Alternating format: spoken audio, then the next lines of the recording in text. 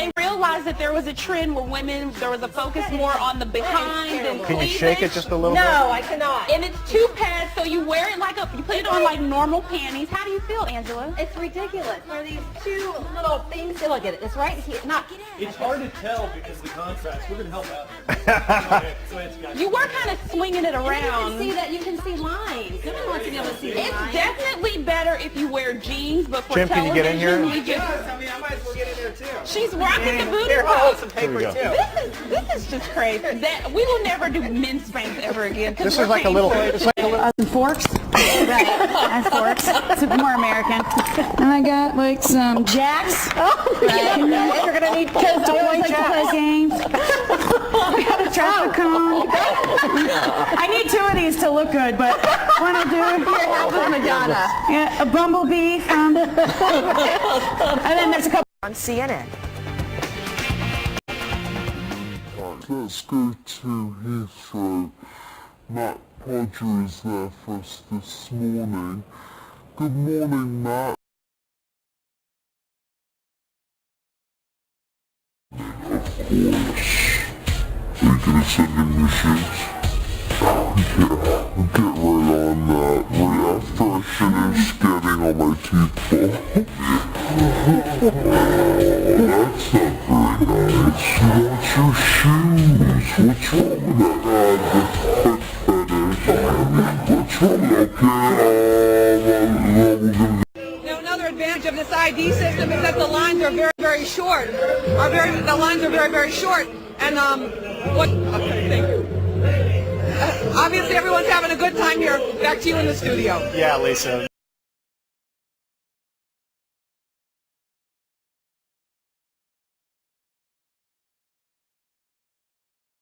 Woodrow Wilson and say, look, man, if you're going to enter into this war, we are going to need to sell this war to the American people. And so Wilson institutes and creates the first modern propaganda machinery. It was actually quite brilliant in its conceptualization, so that the best way to persuade people is to grab them by their emotions, by their unconscious and instinctual urges. Let's not bother with pumping out facts. Let's scare the hell out of people. Saddam Hussein, bin Laden. He's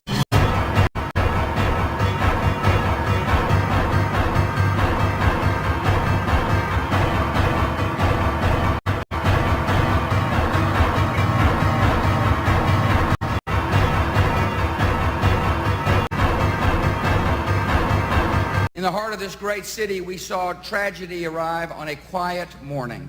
September the 11th. September the 11th. September the 11th. September 11th. September 11th. September 11th. September 11th. September 11th. September 11th. September 11th, September 11th. September 11th. September 11th. September 11th. September 11th. September 11th. September 11th. September 11, September 11, September 11th. September 11, September 11th, September 11th. September 11th, September 11, 2001. Saddam Hussein. Saddam Hussein. Saddam Hussein. Saddam Hussein. Saddam Hussein. Saddam Saddam. Saddam. Saddam.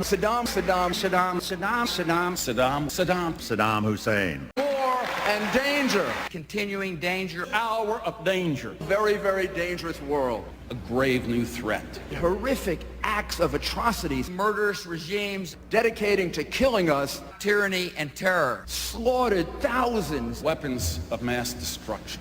Weapons of mass destruction. Weapons programs. The deadliest of weapons. Terrible weapons. Nuclear weapons.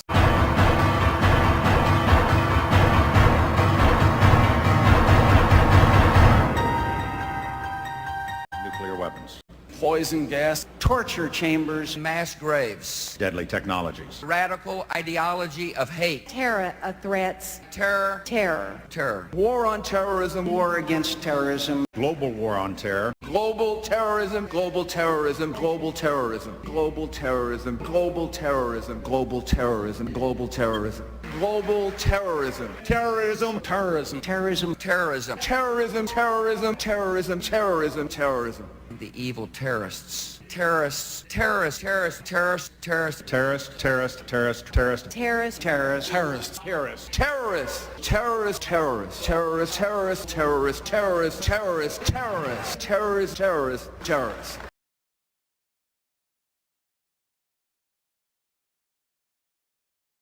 No, it's not about facts anymore. The facts don't matter. Iraq, March the 20th, 2003. The creation of illusions and the selling of war had come a long way since Edward Bernays. The selling of this invasion depended on the news media to promote a series of illusions, like the link between Saddam Hussein and 9/11. Saddam Hussein, bin Laden. He's The vision of the World War I poster of the Statue of Liberty in a shambles in New York Harbor is not that different from the image of the World Trade Center, a burning symbol that sort of entered into the stock footage of people's dreams. So immediately you have these associations between the image of the World Trade Center and Saddam Hussein and Iraq. But Saddam Hussein had absolutely nothing to do with it. Saddam Hussein had nothing to do with it, but that didn't matter. Because when you start using symbols that have been separated from their meaning and have sort of taken on a life of their own, the facts don't matter anymore. This is the Pentagon, which spends almost $1 billion a year just on advertising, recruiting, propaganda, the selling of war. There are Pentagon contracts with news organizations in terms of how to manipulate the news. There are Pentagon officials involved in press releases that go to the media in which intelligence is used to manipulate public opinion, which is a violation of the charter of any intelligence organization. Then you have retired generals who serve as press spokesmen for all the networks, and it's never revealed which military-industrial firms they work for. Central to this is the co-opting and spinning of a media regarded as the freest in the world. Showdown Iraq. If America goes to war, turn to MSNBC and the experts. If we journalists, including myself, had right from the get-go, from the opening pop, had started asking the kind of tough, digging, aggressive questions we should have been asking, and doing our reporting, rather than just being kind of stenographers, go to a briefing, have an official say something, print it in the paper next day. If we had done our job, I do think a strong argument can be made that perhaps we would not have gone to war. The attack on Iraq was sold by these two men. The blueprint for the invasion was this military doctrine called shock and awe, designed to paralyze the country and destroy food production, water supply, and other civilian infrastructure. The effect would be similar to the dropping of the atomic bombs on Japan.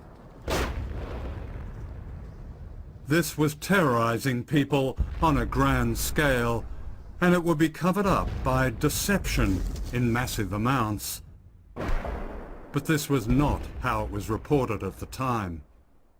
Scores of American reporters have now joined U.S. military units in Kuwait as part of the Pentagon's effort to make any war with Iraq what the Pentagon calls a media-friendly campaign. A new word, embedding, entered media language in the planning for the invasion. Most of the reports that viewers saw came from within a system in which media organizations agreed to certain conditions laid down by the Ministry of Defense in London and the Pentagon in Washington. I love this expression for the Iraq War, the embedded journalists. Well, too many journalists have been in bed with the administration on a variety of issues. I would say 80 to 90% of what you read in a newspaper is officially inspired. If they're covering the intelligence community, for example, and they become critical of the CIA or a major intelligence organization, they're going to lose their sources. If they become critical of the Pentagon, it's going to be very difficult to get into the Pentagon to deal with official military sources. So I think journalists like to be part of the game, part of the inside crowd, and therefore the conventional wisdom is the best wisdom.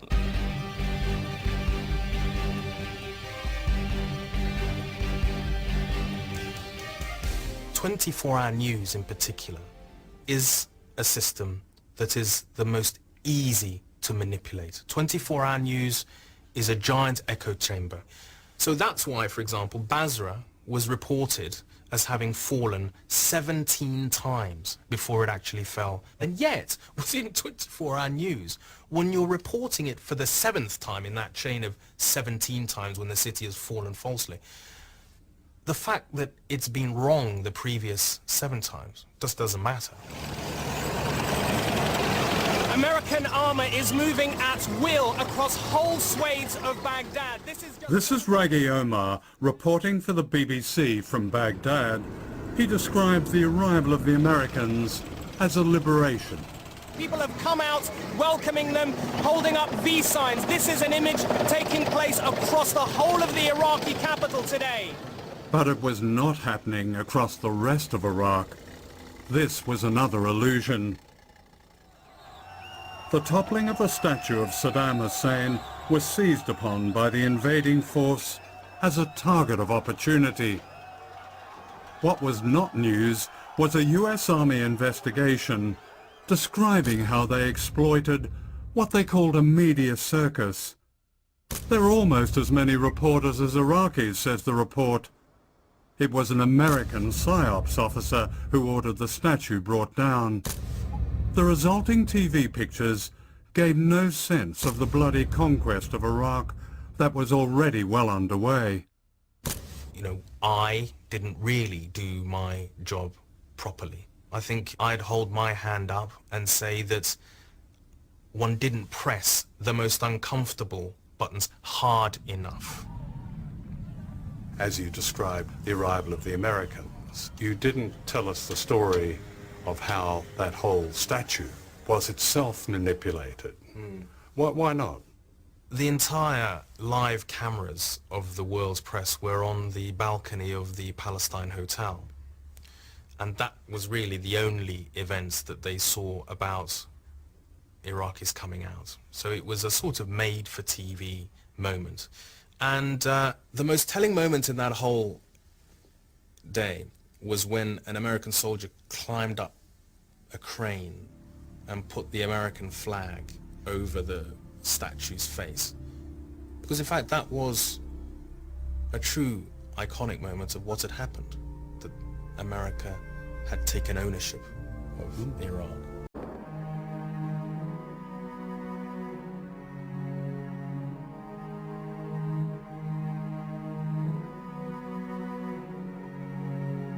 Should they, you know, use a Moab, the mother of all bombs, and a few daisy cutters, and, you know, let's not just stop at a couple of cruise missiles. I've fallen almost in love with the F-18 Super Hornet because it's quite a versatile plane.